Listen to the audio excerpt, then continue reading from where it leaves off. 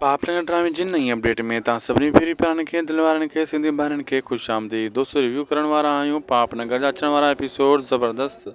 जी हाँ दोस्तों, अचण वारे एपिसोडनि में तव्हां ॾिसंदो त हाणे जीअं मिठल छुटी आयो पुलिस खां त इहो शक सारंग ऐं पुॼी वियो आहे यानी मल्हार खे त पुलिस कंहिं वजह खां उनखे छॾियो हूंदो, को वजह हूंदी ईअं न हूंदो। अहिड़ी आसानी सां कीअं छॾे सघे थी। हाणे हू पाण परेशान आहिनि ऐं पाण खे पुलिस खां बचाइण जे चकर में आहिनि।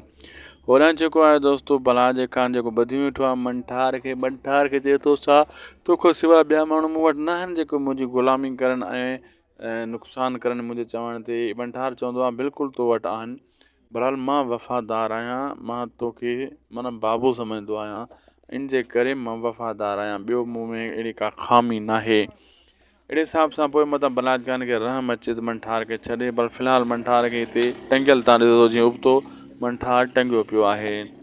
असांखे ॾींदा इजाज़त दोस्तों, मिलंदासीं तव्हां सां कंहिं ॿिए वीडियो में।